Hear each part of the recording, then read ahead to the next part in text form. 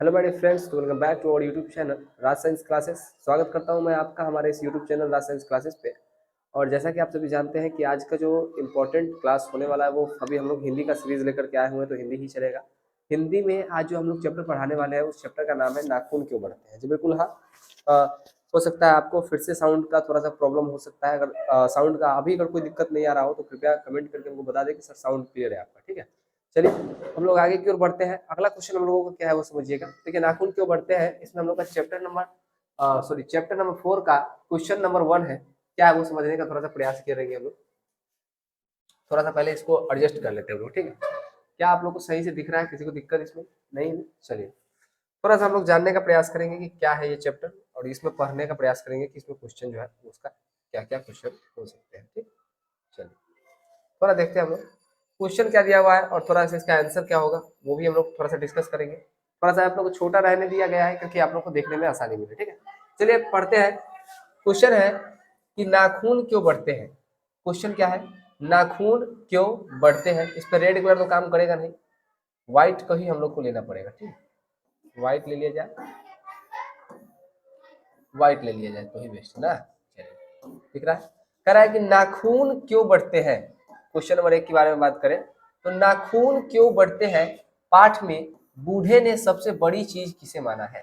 जो बूढ़ा व्यक्ति है इस पाठ में, उसने बूढ़े ने सबसे बड़ी चीज किसे माना है भाई, तो उन्होंने माना है प्रेम को। किसको माना है, उन्होंने जो सबसे बड़ी चीज माना है वो किसको माना है, प्रेम को माना है। ठीक है, आगे की ओर अगला क्वेश्चन की ओर बढ़ते हैं हम लोग। क्वेश्चन नंबर हम लोगों का जो है, देखिए थोड़ा सा इसलिए हो जाएगा क्योंकि अभी जो थोड़ा सा लाइट वाइट का थोड़ा सा प्रॉब्लम चल रहा है, और ऊपर से पता नहीं भाई साहब ये सब थोड़ा सा कुछ डस्ट वस्ट सब आ गया है। चलिए हम लोग सेकंड क्वेश्चन की बात में बात करें तो नाखून का बढ़ना प्रतीक है, किसका प्रतीक है, नाखून बढ़ना किसका प्रतीक है।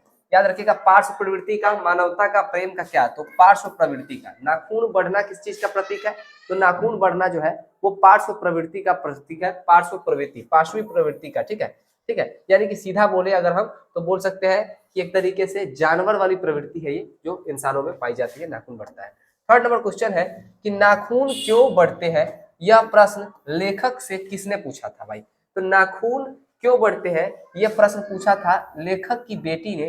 कौन सी बेटी ने, छोटी बेटी ने पूछा था कि पिताजी बताइए नाखून जो है वो बढ़ता है, क्यों बढ़ता है। ठीक है, तो लेखक से पूछा गया था। क्वेश्चन है 4 नंबर क्वेश्चन क्या है वो समझिएगा कि नाखून क्यों बढ़ते हैं गद की कौन सी विद्या है। जैसे हम लोगों ने पिछला पढ़ा था भारत से, हमने क्या सीखा, वो भाषण था, है कि नहीं है, और विष के दांत एक कहानी थी। उसी प्रकार नाखून क्यों बढ़ते हैं गद की कौन सी विद्या है, तो याद रखिएगा ये ललित निबंध है। क्या है, ललित निबंध। एक निबंध होता है, एक ललित निबंध होता है। याद रखिएगा ये क्या है, ये है ललित निबंध। ठीक है, अगला और आगे की ओर बढ़ते हैं 5वां नंबर क्वेश्चन के कि लेखक के अनुसार नाखून की विविध आकृतियां कौन कौन सी है। याद रखिएगा, नाखून की आकार कौन कौन सी है, कौन सी विविध आकृतियां हैं, मतलब विविध मतलब बहुदायक में बहुत सारी आकृतियां में से कौन कौन सी है। देखिए नाखून जो होता है वो त्रिकोण भी होता है, वर्तुलाकार भी होता है, चंद्राकार भी होता है। अब आपके उंगली पे डिपेंड करता है और आपके डिजाइन पे डिपेंड करता है कि आप कैसा रख रहे हो। ठीक है, चलिए थोड़ा सा इसी सब को लेकर के हम आपको बोल रहे थे कि थोड़ा सा ये बोर्ड काम ऊपर नीचे कर रहा होगा। उपयुक्त सभी इसका क्या हो जाएगा, आंसर हो जाएगा। अगला क्वेश्चन की ओर बढ़ते हैं हम लोग, 6 नंबर क्वेश्चन कि हजारी प्रसाद द्विवेदी ने किसे निर्लज अपराधी कहा है। तो हजारी प्रसाद द्विवेदी, प्रोफेसर अचानक आप पढ़ा रहे थे ये हजारी प्रसाद द्विवेदी जी कौन है, याद रखिएगा इस चैप्टर के लेखक यही है। कौन है, नाखून क्यों बढ़ते हैं चैप्टर के लेखक कौन है, यही है हजारी प्रसाद द्विवेदी जी है। ठीक है, तो कह रहा है कि हजारी प्रसाद द्विवेदी ने किसे निर्लज अपराधी कहा है। तो निर्लज अपराधी कहने का मतलब है कि जो जिसको लाजे नहीं है। ठीक है, जैसे नाखून, अब आप नाखून को कतनों काट दीजिए, कतनों काट दीजिए वो फिर बढ़ जाएगा, है कि नहीं है, तो उसी प्रकार निर्लज अपराधी इसको बोला गया है। ठीक है, आगे की ओर क्वेश्चन में बढ़ते हैं। 7वां नंबर क्वेश्चन की बात करें, कह रहा है कि हम बार बार नाखून क्यों काटते हैं।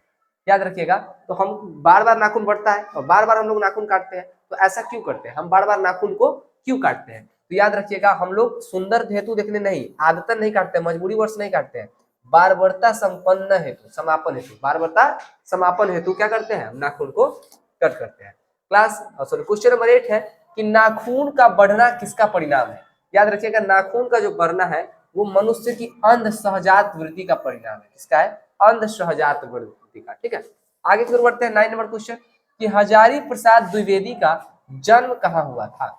उनका जो जन्म हुआ था, याद रखिएगा, छपरा बलिया, छपरा। अभी चुनाव गुजरा है और ये एरिया थोड़ा सा ज्यादा हाईलाइट में था, क्यों था आपको भी मालूम है, ठीक है। तो दुबे और छपरा, छपरा बलिया से इनका जन्म था। हजारी प्रसाद द्विवेदी जी ने कहा जन्म लिया था? छपरा बलिया में जन्म लिया था, ठीक है। आगे की ओर बात करें 10वां नंबर क्वेश्चन की, तो कह रहा है हजारी प्रसाद द्विवेदी किस निबंध के रचयिता है? अभी हमने बताया था कि हजारी प्रसाद द्विवेदी ने क्या लिखा है, नाखून क्यों बढ़ते हैं, इसको लिखा है, ठीक है। आगे की ओर बढ़ते हैं।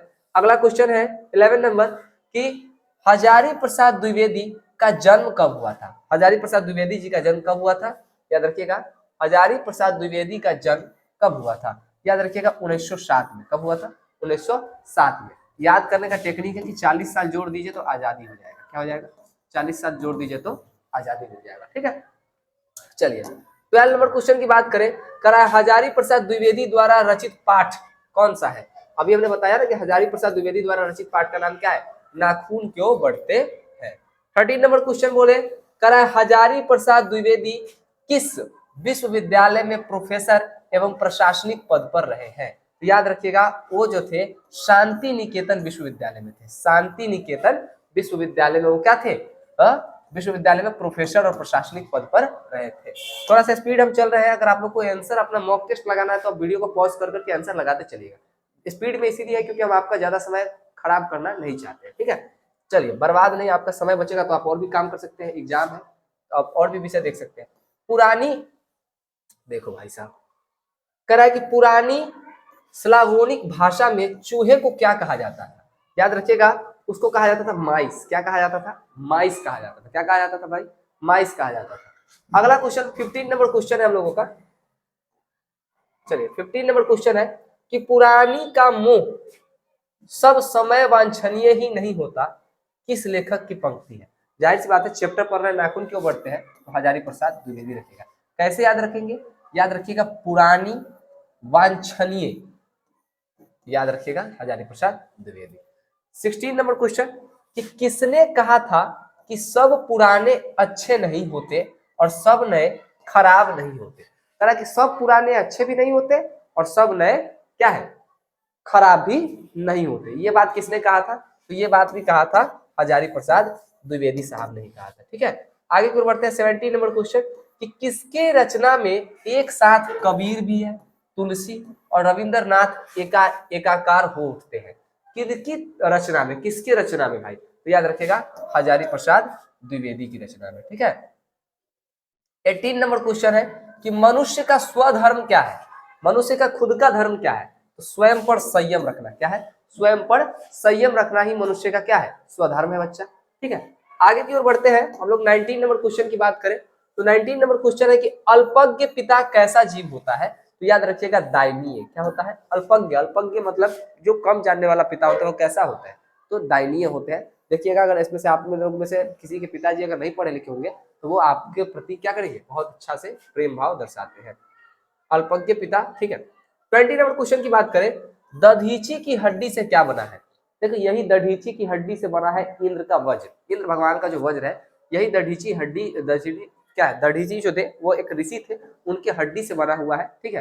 पीछे का जो हड्डी होता है ना, रीढ़ की हड्डी, उससे बना हुआ है, ठीक है। और वज्र बना हुआ है, उसी वज्र से हनुमान जी पर प्रहार किया गया था। कब? जब हनुमान जी गए थे सूरज को निगलने, ठीक है। तो दधीची की हड्डी से क्या बना हुआ है भाई? तो दधीची की हड्डी से बना हुआ है इंद्र का वज्र। 21 नंबर क्वेश्चन है कि आलोक पर्व शीर्षक निबंध संग्रह किसकी रचना है? आलोक पर्व शीर्षक नाम का जो निबंध है वो किसकी रचना है? तो हजारी प्रसाद द्विवेदी साहब की, ठीक है। अगला क्वेश्चन पढ़ते हैं हम लोग 22 नंबर क्वेश्चन कि सहजात वृत्ति किनका नाम है? तो सहजात वृत्ति जो नाम है अनजानी स्मृतियों का। अनजानी स्मृति मतलब हम लोग जिसको जानते नहीं है लेकिन वो चीज याद में है हमको, ठीक है। अनजानी स्मृति जिससे कोई पहचान नहीं है वो क्या है? सहजात वृत्ति कहलाती है। अगला क्वेश्चन है 23 नंबर कि द्विवेदी जी से किसने पूछा था कि नाखून क्यों बढ़ते हैं? अभी हम लोगों ने कुछ देर पहले ही पढ़ा था, उनकी लड़की ने पूछा था। लड़की में भी कौन सी लड़की ने? छोटी लड़की ने। किसने पूछा था? छोटी सी लड़की ने, छोटी बेटी ने पूछा था। 24 नंबर क्वेश्चन है कि किस देश के लोग बड़े बड़े नख पसंद करते हैं? नख मतलब बड़े बड़े। ओ भाई साहब पढ़ाने दोगे कि नहीं पढ़ाने दोगे? कहा गया? किस देश के लोग बड़े बड़े नख पसंद करते हैं? तो याद रखिएगा गौड़ देश के लोग। कौन से देश के लोग? गौड़ देश के लोग जो है वो बड़े बड़े नाखून को क्या करते हैं, पसंद करते हैं। 25 नंबर क्वेश्चन की बात करें, सहजात वृत्तियां किसे कहते हैं, तो अभी हम लोगों ने बोला था अनजान स्मृतियों को क्या कहते हैं, सहजात वृत्ति कहते हैं। 26 नंबर क्वेश्चन है कि स्किथक का अर्थ क्या होता है, तो स्किथक का अर्थ होता है मोम। क्या होता है, मोम। मोम वही जो मोमबत्ती में होता है, जो पिघलता है, उसी का नाम है, ठीक है। आखिरी नंबर क्वेश्चन है हम लोगों का 27 नंबर, कि प्राणी शास्त्रियों का ऐसा अनुमान है कि मनुष्य का अनावश्यक अंग उसी प्रकार झड़ जाएगा जिस प्रकार उसकी पूंछ झड़ गई थी। किस पाठ की पंक्ति है, तो इससे हमें नाखून क्यों बढ़ते हैं, इसमें है।